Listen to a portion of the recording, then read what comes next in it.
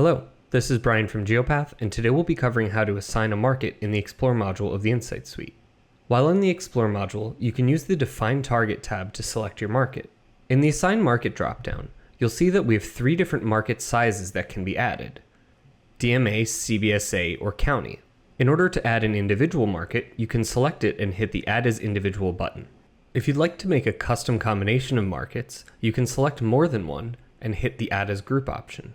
This is especially useful at the county level when selecting multiple counties within a state to create a custom geography area. The Assign Market function itself is capable of two things.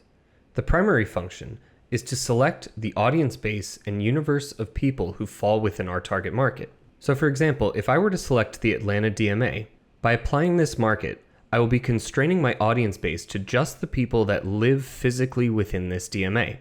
The same is true at the CBSA or county level. When you click on a market selection, either as an individual or as a group, and then hit the Add button, you'll see the following pop-up appear.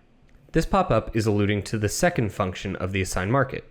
By clicking Yes on this pop-up, you'll take the same market selection that you've used here for your audience and apply it to your inventory selection as well. So in this instance, by applying the Atlanta DMA and clicking Yes on this pop-up, I'll filter my universe base of target audience to just the people that live within the Atlanta DMA, and by clicking Yes, I'll filter my inventory to the Atlanta DMA as well.